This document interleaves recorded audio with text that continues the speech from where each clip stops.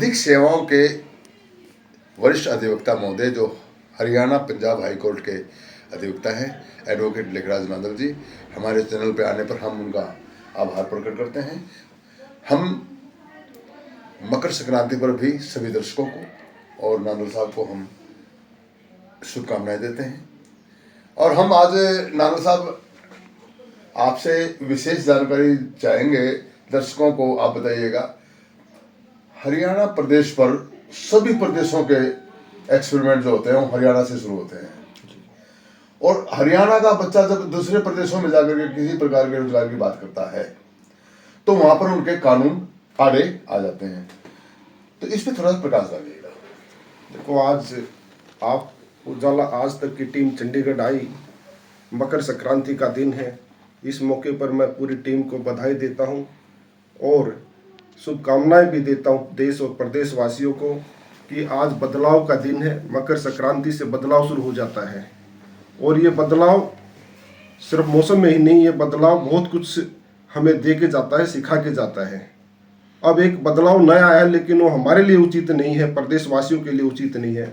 उस बदलाव में क्या है, एचपीएससी द्वारा काफ़ी भर्तियां करी जाती है क्लास 1 और क्लास 2 ऑफिसर्स की। उन सभी के ऊपर निगाह दूसरे प्रदेश के बाशिंदों की होती है और हमारे प्रदेश के जो नागरिक हैं वे वहाँ वंचित हो जाते हैं। और एचपीसी के चेयरमैन श्री वर्मा जी द्वारा भी ये कहा जाता है कि आपकी जो पढ़ाई व्यवस्था हो ठीक नहीं है हरियाणा वालों की, इसलिए आप कम्पीट नहीं कर पाते, आप फेलियर हो। ऐसा कहना हमारे साथ एक भद्दा मजाक है।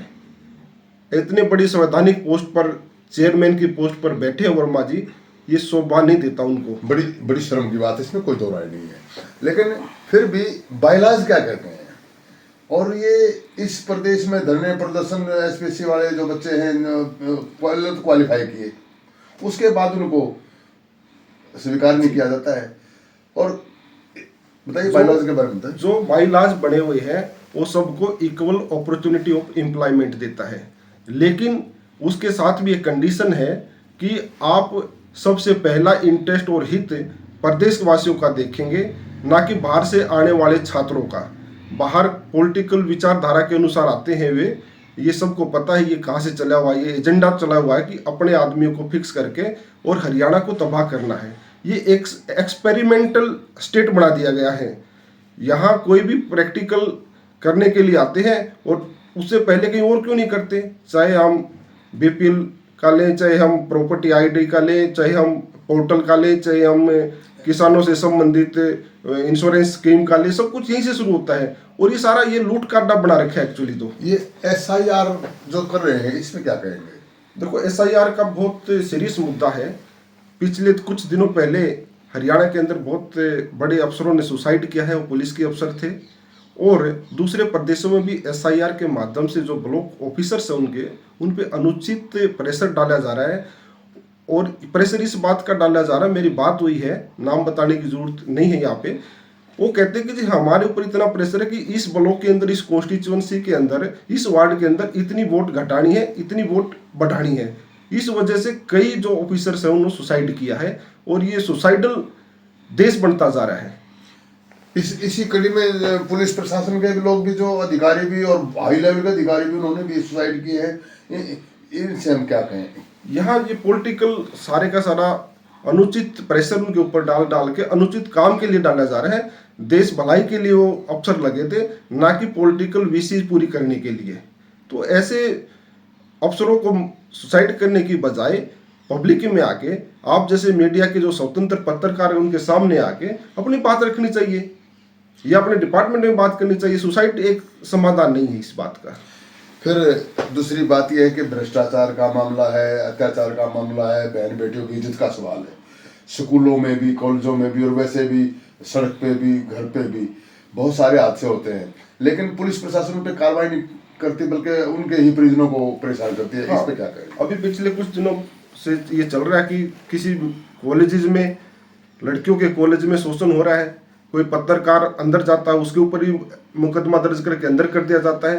अब पत्रकारों को ही दबा दिया जाएगा, उनकी मीडिया कवरेज नहीं होगी, प्रशासन सुन नहीं रहा और जाए कहाँ। उनके पास धरना प्रदर्शन करने के अलावा बच्चियों के पास कुछ नहीं था। धरना प्रदर्शन करते हुए उनको अरेस्ट किया गया, उनकी आवाज को दबाने की कोशिश करी गई। ये हमारा संवैधानिक अधिकार है, अगर कुछ गलत हो रहा है तो हम वहाँ धरना प्रदर्शन दें, अपनी बात मीडिया के माध्यम से जो गूंगे बहरे कान उन तक पहुंचाएं अपनी बात। क्या लगता है कि विधिक सेवाओं पर भी प्रेशर है? हाँ, बिल्कुल लगता है विधिक सेवाओं पर भी प्रेशर है, क्योंकि जब बहुत दिनों तक 5-5, 6-6 साल तक इनोसेंट आदमी जेलों के अंदर पड़ा, उनकी ट्रायल भी शुरू नहीं हुई, तो ये संविधान ये कहता है कि जब ट्रायल शुरू नहीं हुई तो उनकी जमानत कर देनी चाहिए। ये प्रेशर ही है, नहीं तो ऐसी कौन सी मजबूरी है न्यायिक व्यवस्था की जो उन आदमियों को 5-5 साल तक, 7-7 साल तक बगैर ट्रायल के अंदर रखे जा रही है। ये अघोषित आपातकाल है। अच्छा, इसमें आप युवाओं को संदेश क्या देना चाहेंगे आज? किस तरह से उन लोगों को देश के हित में या देश के, मैं ये कहना चाहूंगा युवाओं को अपनी बुलंद आवाज, अपनी दबंग आवाज, अपनी स्वतंत्र आवाज पत्रकारिता के माध्यम से, सोशल मीडिया प्लेटफॉर्म के माध्यम से, समाचार पत्रों के माध्यम से अपनी बात जरूर रखें, आगे आए।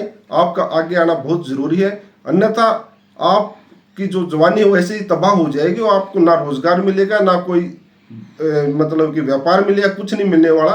सिर्फ झंडे ठाने के लिए आप पैदा नहीं हुए हो, झंडे ठाने के लिए पहले पैदा होते थे। लेकिन अब एक और समस्या आ गई है डॉक्टर साहब कि अभी परसों पहले दिन एक मेरे दोस्त ने, जो विचारधारा दूसरी है उसकी, वो कहता भी बच्चे ज्यादा पैदा करो। अपने बच्चे दोनों विदेश में पढ़ते हैं, हमारे को कहते बच्चे पैदा करते, खुद के बच्चे विदेश में, 2 बच्चे विदेश में, औरों को एडवाइस। क्या हमारे को सिर्फ झंडा उठाने के लिए, कावड़ यात्रा निकालने के लिए, मेवात दंगे करने के लिए, क्या इसलिए बच्चे चाहिए? पर्पज क्या है बच्चे पैदा करने का?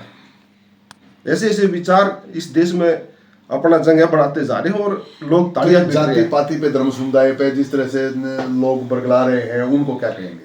सर, ये जाति पाति कोई यहाँ पर नहीं है, ये सिर्फ और सिर्फ पॉलिटिकल बेनिफिट के लिए, माइलेज के लिए सारे का सारा किया जा रहा है।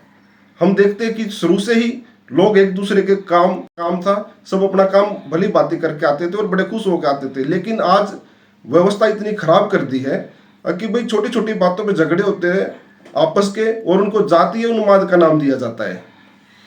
गलत है ये। आपका हमारे चैनल से बातचीत करने के लिए बहुत बहुत आभार। आप देख रहे हैं उजाला आज तक, देखते रहिए। कैमरामैन विजय शिवाज के साथ डॉक्टर देरा, चीफ एडिटर। नमस्कार।